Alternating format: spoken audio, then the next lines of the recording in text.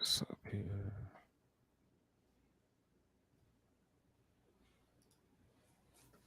And I'm going to tweet this out again real quick as well. Let everybody know we are live with Mr. Iced Knife. You got it. Give it a few seconds. I know there's a little bit of lag as well. So give it a couple seconds for people to start coming in. Yeah. This is streamed on YouTube? Yes, streaming on YouTube right now. Got you.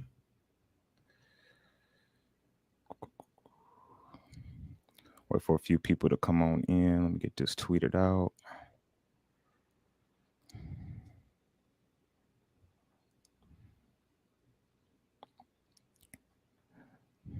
So, man, what do you think about the market right now, though, Ice, as we got more people coming in? We got markets kind of in the green, man. We kind of seeing a little bullish phase right now.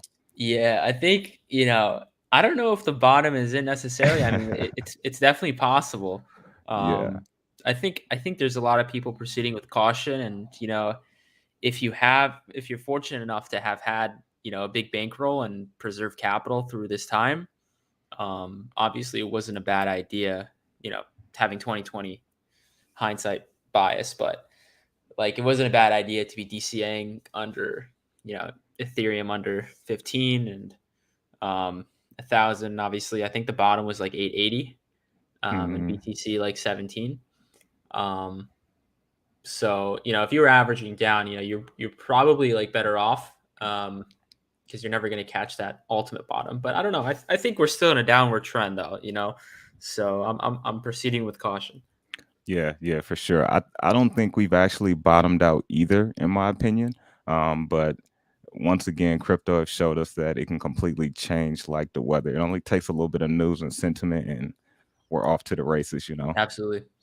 That's true. MG says, "Hi, Mike. We got chills, bro. What up, Mike? Hey, let us know how the audio is coming in as well. Audio sounds good on our end, but we also want to make sure that the viewers that are coming in can hear us pretty well." So wait a couple more minutes, and then I'm gonna go ahead and let Iced go ahead and introduce himself. He is a Solana native, very credible in the space. I'm gonna go ahead and pull his Twitter page up. I mean, Twitter is huge. I mean, not that he, needs any followers, but let me Appreciate it. yeah, no worries. Let me pull this up here. You got the undisputed in the background. You watch Skip and Shannon. Oh yeah, man. I hate Skip, man. Oh my god, he's the worst. Skip, man.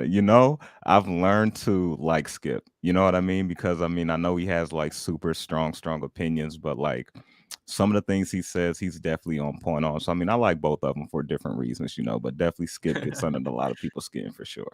Yeah, he's ultimate LeBron hater. Definitely. So are you a LeBron fan at all? Yeah, I love LeBron. Honestly, he's one of my favorite players. Yeah, Nice.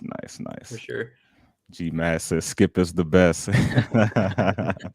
Skip is entertaining, dude. Super entertaining. I think him and Shannon, they hit it off well. Skip is a troll.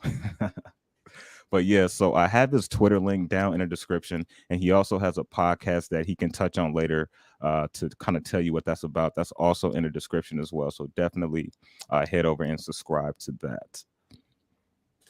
And I know this is a different different style type live stream than I normally do. And then also, as you guys know, I don't go live a lot, but definitely going to start doing that a lot more, as I've mentioned. So let's go ahead and just jump into it, man. So Ice, kind of tell the people, like, how did you, kind of just get in crypto? What really drew you to Solana? Because of course, I mean, you like other cryptos, but like your baby is Solana by far. You're not ashamed to admit that. So kind of like tell us, who is Iced, and then we can kind of go into some of the other things. Yeah, for sure. So originally, like I created my Twitter. Like my Twitter is like 10 years old. At this point, Nice. I created it same time I created my YouTube channel. I have a separate YouTube channel that I created content for. Probably I think 2012. I'm pretty sure. Um, and I created a bunch of Call of Duty content, and I saw a lot of success there, and that's where like originally like I gained a lot of my following. And I got into crypto in 2017 during that bull run. I bought pretty much like the Bitcoin top. I bought Ethereum. I bought Cardano. I bought I bought all the coins, to be honest. I created my first Binance account. I bought BNB at like $10 at the time, and I was buying it because I wanted like discounted trading fees on Binance. So following that, I got burned pretty bad there. It was around the same time though I was going to university, and I have my degree in finance now, which I don't use, but I guess good to have, right? Yeah, for And I sure. kind of revisited crypto in 2020, when things started to heat up again after the multi-year bear run. And I was trading a lot of stock options at the time. I wasn't too profitable, but I was dipping my toes here and there, because my risk tolerance is pretty high. But yeah, so came back into crypto in like 2020. Got into NFTs in the summer of 2021, so just a little over a year now. Um, and yeah, just the transition between like my gaming background and CT has been pretty synergistic. Um, yeah, I think it went well. So what was it? When did you first get into Solana? Like what was it that like piqued your interest? Yeah, so I was in a bunch of like NFT group chats, and they were minting like a bunch of stuff on Ethereum. I had a bunch of good mints early on during that summer, I remember. And somebody was linking me Solana Monkey business, and I had no previous exposure to Solana. I was pretty much just trading shit on ETH, and he linked me these monkeys, and I'm like, they look pretty cool, but like, I wasn't sure if I should mint them or not, and I was going back and forth. And group chat was, was going to mint them. And my friend linked me it as well, um, and I was just like, whatever, I'll create a phantom wallet and just mint a couple of these. I was like, damn, like this chain is super smooth. The wallet is super smooth, way easier to use than MetaMask. Really user friendly. Um, the UI was just really good, and something that I really like about Solana is that we have things like Phantom and Magic Eden, right? And obviously Ethereum has OpenSea and MetaMask, um, and they obviously facilitate all the trading that goes on with NFTs. But if it's not like a good UI UX and people don't, it's not seamless, right? Like, people are going to complain about the interface, and they're not going to have a good time trading. So if the transactions are cheap, they're fast, um, as long as the network stays up. I know there's a lot of FUD about that, right? Um, and obviously we have to understand that Solana is still, a baby. It's in its beta phase, and I'm not a dev, right? Like, I don't know much about dev work, but a lot of smart people always are like, yeah, like, just these things, take time to perfect. And maybe a few years down the line, right, when Solana is out of its beta phase, it could really be the one layer one to scale, and actually be like scale to the masses, right? The next 200 million crypto users. Yeah, and I'm gonna come back to that. I'm gonna come back to what you said here in a second. GMAT says, "What are the best places to talk crypto and get alpha?" And I think you shared a lot of this as well, just like on your previous podcast, on Twitter. And I think some of the great places to find alpha, of course, not just Twitter, but Discords and Telegrams, because I feel like Discords and Telegrams are kind of like the black market when it comes to certain news. Like you kind of so like for example, before things get to like big articles, typically it's on Twitter. And before it gets to Twitter, sometimes this news is already in Telegrams or already in Discords. Would you agree with that, Ice? Yeah, I love, a lot of people underrate Twitter group chats. I love Twitter group chats. I got a lot of good Twitter group chats. Telegram for sure. Telegram, I think more so for coins rather than NFTs that I've noticed. And obviously Discord as well. Yeah, for sure, for sure. He says, Digi Hustle Network says, I'm geeked on Solana going mobile with Saga. I think the Solana Pay is going to be big.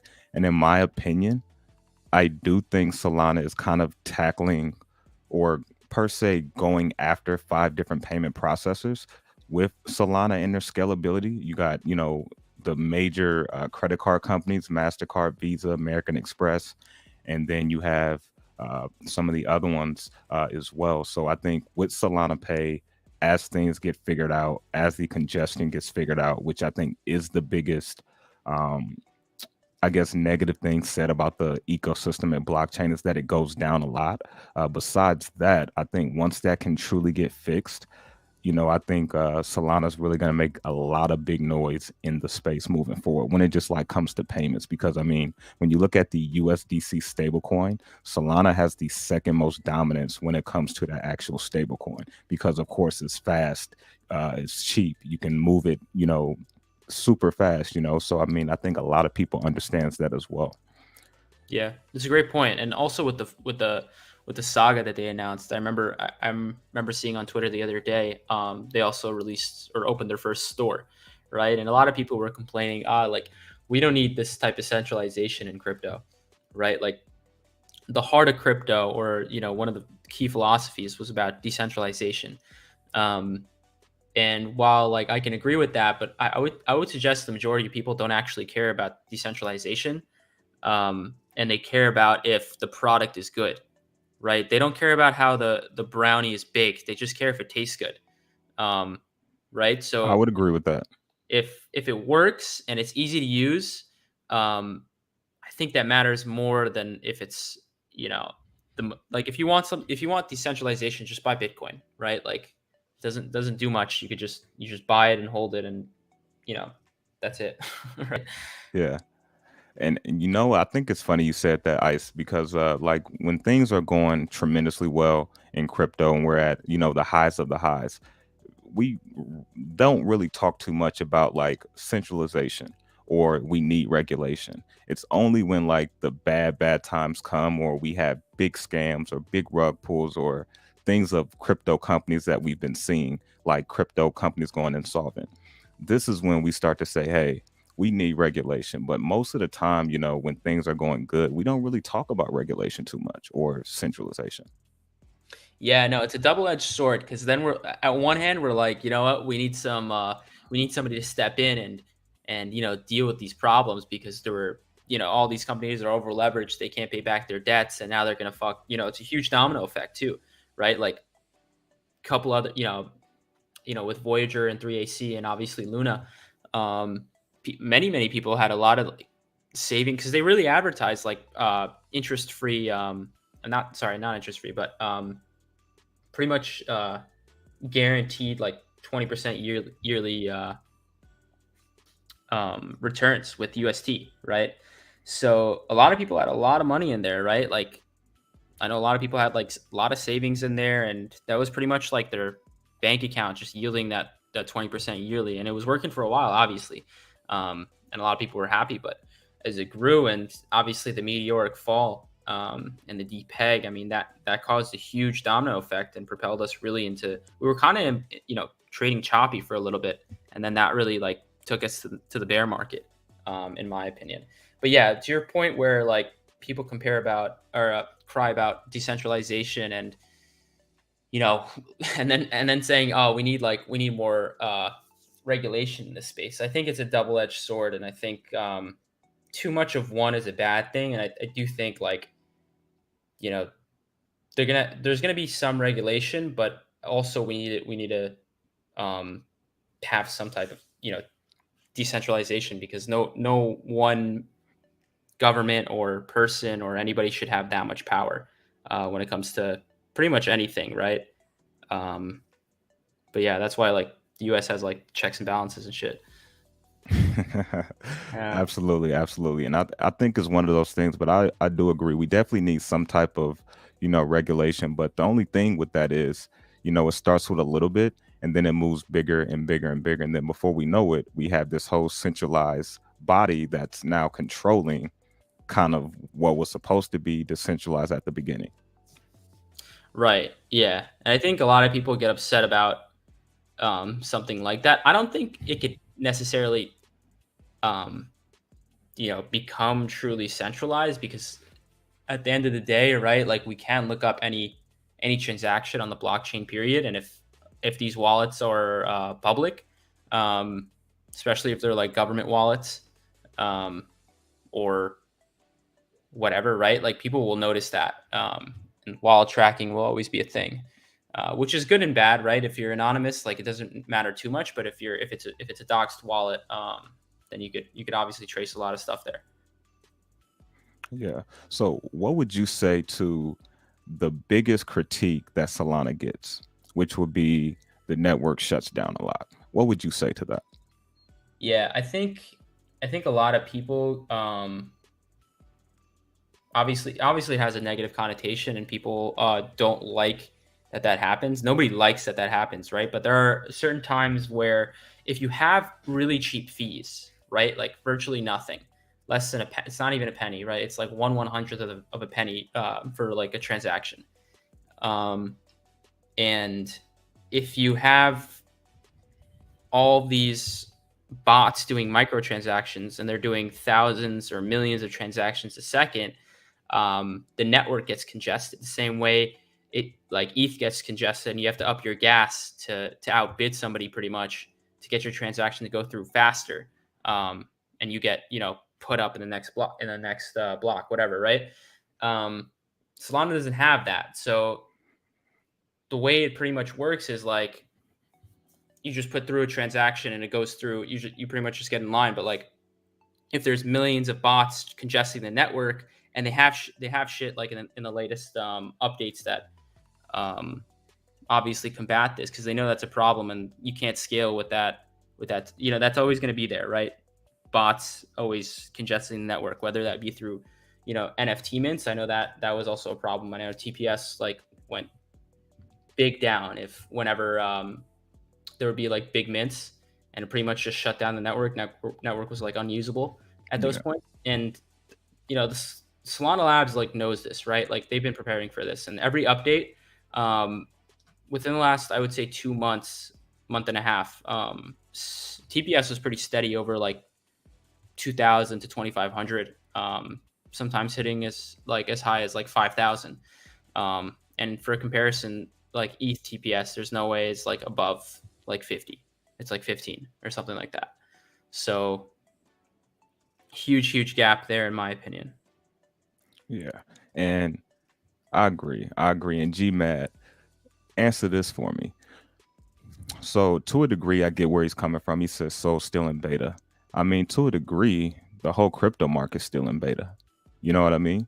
Like, we're still early to a lot of mature technology that's going to help change and revolutionize the world. So to a degree, like, I get what you're saying, GMAT, but I also think the whole crypto space is still in beta to a degree, because we can only imagine where things would be in the next 5 to 10 years or things of that nature, but we don't 100% know how things are going to look in the next 5 or 10 years.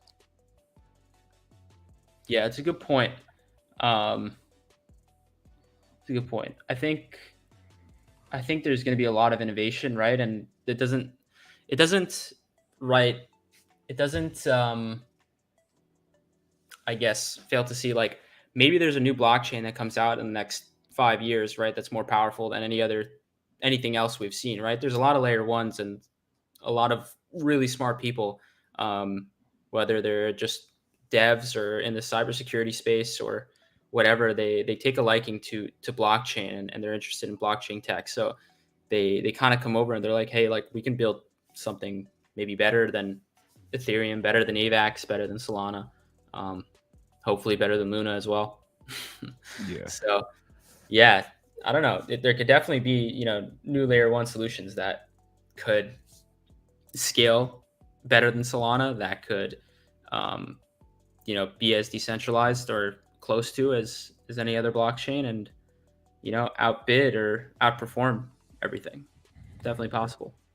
And I'm a firm believer that I believe that there's still going to be like a handful of blockchains that kind of control each sector in each category. As blockchain matures, like payments,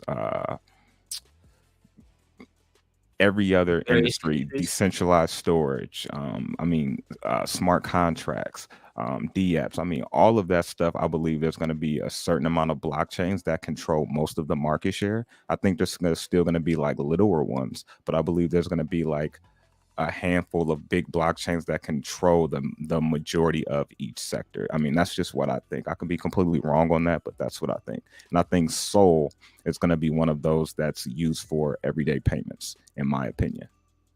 Yeah, I think a lot of people get, there's the misconception that only one layer one can succeed, and I think they can all coexist, um, and obviously do well, right? Like we have Solana, we have AVAX, we have Ethereum, um, we have Polkadot. There's Cardano, but there's Polygon, which is massive. I'm definitely bullish on yeah, Polygon, man. Polygon's a layer two, which I know a lot of people love Polygon.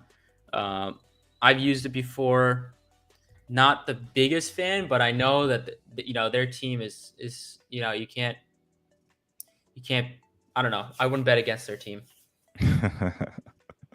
They've definitely been rocking. They definitely been rocking and Yeah, rolling. when there's smart people, you kind of just have to like say okay, that's it. Definitely, Right? definitely. Looking at some of these comments here, it's the Internet Explorer. That's funny. Ethereum is the Internet of Explorer of smart contracts. Yeah, no, Ethereum pioneered shit, so everything kind of stemmed off of Ethereum with smart contracts. I mean, if smart contracts and blockchain didn't exist, I don't know like what we even be doing here, right? Like we just have a payment system and that's it, right? There are no DApps that could honestly like potentially exist, right? Like wouldn't be able to trade NFTs, wouldn't be able to trade any types of coins or peg anything. Um, I don't know, just it's crazy how the one invention of smart contracts really pioneered the entire space. Yeah, for sure. Now, in that first mover advantage, I mean, I believe is really what helps set Ethereum up, and also just all of the financial backing they have. I mean, they have some heavy, heavy hitters. That's a part of the Ethereum Foundation. I mean, heavy hitters, and they're technically the most one of the most trusted blockchains besides Bitcoin. And so that right there as well helps. So with all that being said, me personally, I don't see Ethereum 100% being used for payments. I think it's going to be used for other things. So I look at it this way. We compare like just as investors, we compare a lot of cryptos and blockchains. Like, hey, this blockchain's better than this blockchain, and a lot of times there's blockchains that actually complement each other, where they can exist together. And I think we're going to see that as things mature, and we're going to really start to see which one starts to take more market share. Yeah, I think obviously, like you were saying, Ethereum had that first market mover advantage, and that really propelled it, head and shoulders above everything else. And obviously, with smart contracts, that was a huge, huge innovation. Um, and there's a lot of Ethereum natives that just love the chain. I think partly because it made them so much money, not because it's the most scalable. Um, and that's what I think, to be honest. I hear you on that. I hear you. It's kind of like the Bitcoin maxi thing. Like Right. me, I 100% agree. I get it. Like a lot of people that made millions of dollars from Bitcoin or changed their life financially, of course they're going to think Bitcoin is the best thing. This is what changed their life. This is what got them to that next level. So I get it 100%. Same people who's like, hey, I believe in Solana. This is all I believe in. Hey, who am I to tell them they're wrong, right? If they made life changing wealth, of course there's other projects out there. There's other blockchains that can do other things, but hey, this is why we have choices in crypto. Yeah, no, absolutely. I think you're absolutely right. I think you know, obviously not every blockchain is going to succeed, right?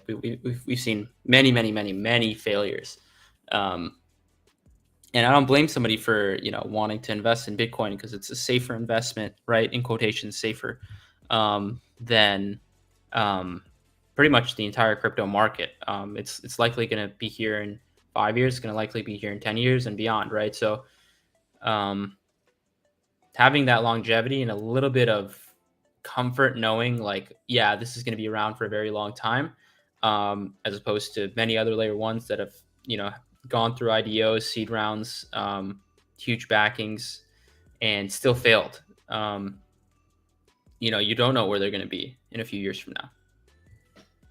That's true. That's true. I mean, we don't know. We don't know exactly where things are going to be. So I kind of want to dive into a little bit of NFTs before we get ready to close out in the next 10 minutes or so. Kind of talk to the audience about, before we get into like the risk and some things, some go-to things that people should know. Kind of tell the audience, because I would like to know as well, because I don't know your full story, but tell us kind of like your success in NFTs and kind of how you made some of your wealth, with, of course, what you're comfortable sharing. Yeah, I think some of my early wins in the NFT space were on Ethereum, a few of them. I minted, one of my first few mints was Lazy Lions, which was a 0.05 Ethereum mint, and they went up to, I think the peak was 3 Ethereum, when Ethereum was like 4K or 4.5 maybe. I also minted Rumble Kong League, which also went up to like 3.5 Ethereum. Both of them obviously sitting a fraction of what their all-time high was, and I did obviously sell on the way up. But those are like my first few wins. I didn't really start getting those big hitters, and like obviously I missed the Bored Ape mint. I did too. Yeah, missed the Bored Ape mint, missed the train on those, and had a lot of losers along the way as well. But I think hit the jackpot with minting Solana Monkey Business. I minted a bunch of those. Those did really, really well. They minted, I think, the first week of August, and then shortly after, I think 2-3 months, I think in November, they hit their all-time high, and it was the equivalent of one Bitcoin at the all-time high at 55K. So it was a $70 mint. 2.5 to 3 months later, the all-time high was 55K on a floor monkey, which was like really, really crazy. Right now, it's like you're looking. I think obviously DGods has a higher market cap, and SMBs are, I think, just around 200. So that, I think, in USD value is probably like 7.5K. So significantly less than the all-time high, right? And obviously Solana has a lot to do with that, and the USD price of Solana, right? Yeah. A lot of NFTs are down, right? Bored Apes, I think, are a little over 100K now, and their all-time high was almost just under 500,000, I think. Yeah. Monks were like 400K at some point, I think. And there, I know I saw them going for like 50 Ethereum, 50, 60 Ethereum. So,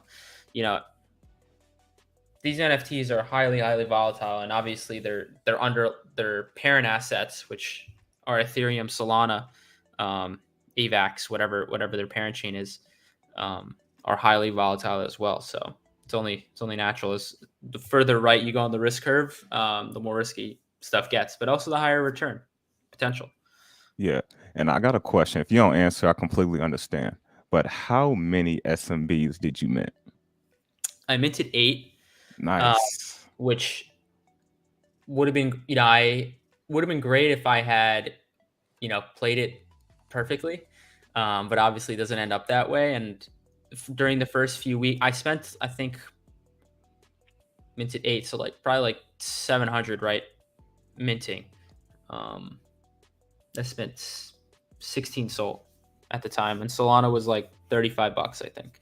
And for the first 2 weeks, there was no marketplace that these were trading on. So they were all OTC in a Discord, right? Like we all went they created an SMB Discord. We were all there, and there was an OTC channel, and I would buy and sell. I wanted to cover my $700 cost. Like the first thing I do when I make an investment, I'm like, okay, how can I cover my cost, right? So if I'm up 2x, or if I'm up, 3-4x, like I'm going to take my initial out. And that way I just have a risk-free investment pretty much. So I was buying and selling these in the Discord, going back and forth, trying to cover my costs. And I eventually did. At some point, I probably had like 12 monkeys, which would have been great to have held. But, you know how that goes. Yeah, absolutely. So what was it that made you stick to SMB? Was it this? It just kind of resonated with you? Was it? It resonated with you, and you made it big on it, so it just was kind of your baby. Was it all of the above, or what was it that? Because of course you own a lot of other Solana NFTs, but SMB you like stand behind it. For sure. I think there was a lot of early heavy hitters, um, and a lot of the early adoption into Solana NFTs, at least the OGs, SMBs was their first mint or their first big NFT that had mass appeal. Huge IP, huge governance over Solana, and a lot of people tended to be like, these are, if you wanted to compare, the punks of Solana. Um, very early in Solana NFTs, like I said, Magic Eden didn't exist, um, and we were OTCing these monkeys via Discord, so it gave you an idea of how early it was. And it was pretty much a ghost town. There weren't, like today you see like 30 minutes a day, right? Whether it's a hyped mint or not, but there are like 30 mints a day. With SMBs, it was the only mint that day and the only mint that week. So there was, I think the next mint after that was like DJ Apes, which was like a 2 week gap. So um, a lot of early hitters like made their presence known with SMBs, right? It became a lot of people's online identity and brand, as did mine. And we have people like uh, Soul Big Brain or Solana Legend, um, or Buckets, and all those guys have over 100K Twitter followers, and they all rep the SMBs, and it just became the premier NFT on Solana. I think Definitely an OG. yeah, and the pixel art's pretty iconic, and a lot of people resonate with that. It's simple, but it doesn't overcomplicate things. It's very much like the punks. And so this person, and I think you got some good questions to this too. And then one thing as well, we don't know all the future use cases, but some that I think will happen. Digi Hustle Network says, but I'm curious about what you guys think about the future of NFTs, like future use cases. I think number one, NFTs, when you look past the art, you're truly paying for like exclusivity. You're paying for access, right? To potentially network with like minded people that you may not have had that access to. And other things of that nature. You have, for example, I'm trying to think of an easy utility to talk about. You talk about movie tickets, even. Yeah, we could talk about movie tickets. I saw a thread, a crazy thread about how like if universities started selling their tuition in NFTs, so they'd have like secondary value, and obviously they'd have that 5%, resale value, but I think they'd lose a lot of money in that case. I think it makes more sense in gaming and like skins in game, where people buy Fortnite skins or CS:GO skins for their guns, or Call of Duty skins, whatever, right? Whatever the case may be, more like aesthetic, points of view on their characters, where you can buy and sell and trade OTC, or you could sell on their marketplace and they take 5 to 10% cut on your skins, because you can't resell Fortnite skins, right? You pay Right. a few hundred, 1,000 V-bucks, which is like $10, let's say. But it's just, you have the skin and you could use it, right? But once you're done playing the game, there's no resale value. That's true. That's true. And GMAT hit it on the nose too. Contracts, mortgages, IP, patents, etc. And I mean more. I mean, pretty much what's physical now in some form is trying to get to the digital world. Rather that's just through normal blockchain tech, or rather that's through NFTs as well. So I think you're spot on with that, GMAT. Yeah, I think the mortgage thing is a little scary, and like, ownership could be a little bit scary sometimes, because if you Yeah. get your wallet, you know, compromised, like you just lose your house, which is crazy to think about. So like we were saying earlier, you do want some type of like intervene with like regulation and decentralize. What I'm saying. Like you kind of need Yeah. both. They both need to coexist. Um, because it'd be really scary if your ledger was stolen and you don't have access to, you can't prove that you own your own house. I mean, that would be crazy. It You would be know, crazy. that would be nuts. So I mean, I would imagine maybe there will be some type of other type of security line there. Like I seen an article the other day. They talk about a good place to hide like your private keys would be a bank. I don't know how I feel about that honestly, but that was one of the things they recommended. Besides just having like a ledger and putting it into a safe, they were saying you can like put it in a security safety deposit box with the bank. Now that's still kind of trusting the bank, so it's like kind of going against the system, if you will. Yeah, yeah. So I think people should be careful like what they necessarily wish for, because it's all. I mean, unless there's some new innovation, that can you know be a little more safe and secure. It could be scary. You just get your wallet jacked, or your house is just gone. you know, it's crazy to think about.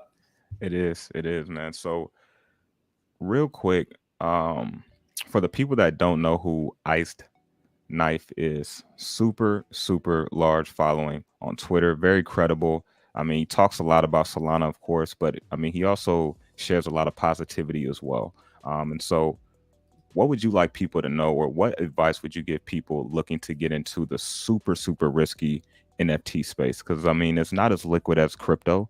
You definitely have to have someone willing to buy that NFT. So I mean, it just creates a lot more risk with it. However, I feel like sometimes the communities can be somewhat stronger because it's a little bit closer niche at times. So, like for example, like say you have a low cap crypto that just kind of tanks to zero or it's down 90, 95%. Typically, that community's gone. Whereas you have like an NFT project, a lot of times, like if it's a strong community, they like stick together and they try to, build that community back up where you don't see that as much, with actual low cap crypto communities.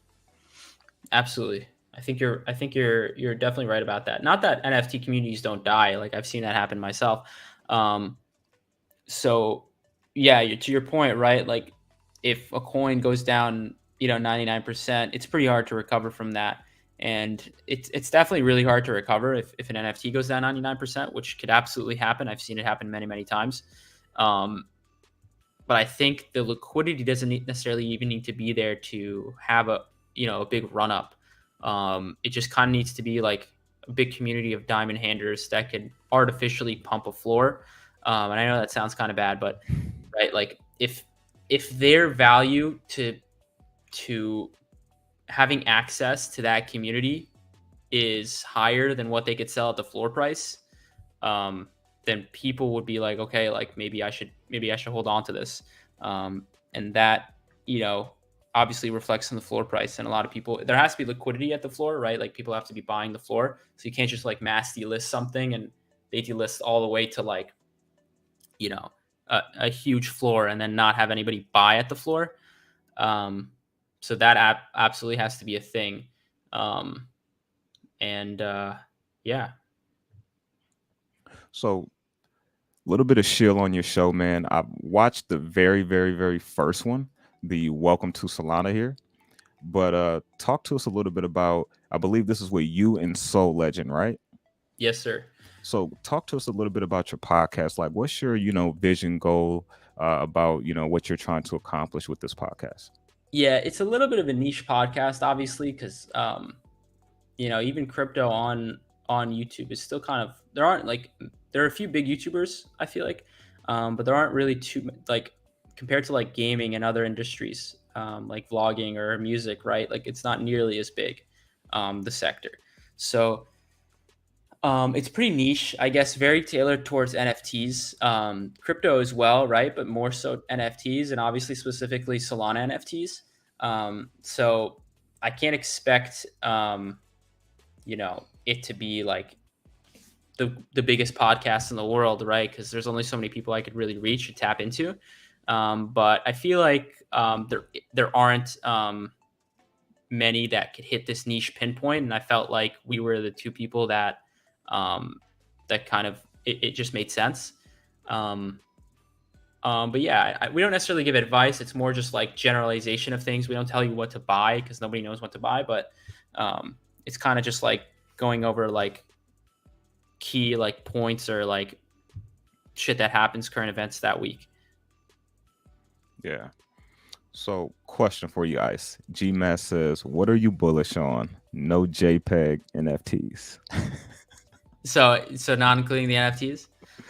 Yeah, so I'm guessing he wants to know what cryptos are you bullish on. Yeah, Of course, he knows you're bullish on Solana, of course, but I guess he wants to know what are you bullish on besides NFTs and Solana. yeah. I'm not necessarily like bullish short term. This is all like more so long term.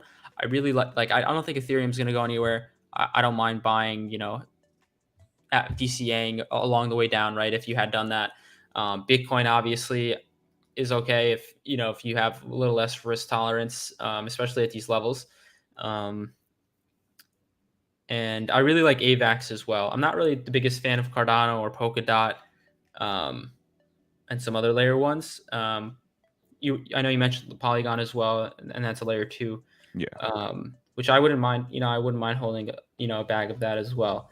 But my number one conviction play, probably like right now, is Solana. It may change in the future, right? Like I said earlier, a new blockchain can come out, an IDO, and be more powerful than anything we've seen before. And you have to be able to like recognize that and always update your thesis and not be like, okay, like I'm just going to be an Ethereum maxi, Bitcoin maxi. Always weigh out your options. And if something's more powerful than the other, take a step back and recognize that. Don't just get married to your bags. I agree. I agree. And I think that also just comes with, time in the market, not getting married to your investments. I tweeted earlier today, I said, hey, when you gather new information, it's okay to change your mind, because Absolutely. the Me information too. is there's always new info coming out, always new. I mean, this crypto is 24/7. It never stops, so there's always going to be new information that maybe changes our perspective on something.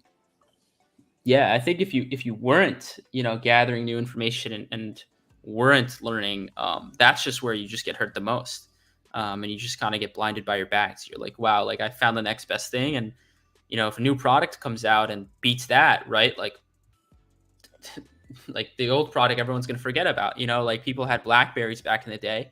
Now they all have iPhones, and now Android obviously is a big competitor, but look how Apple dominated the smartphone space.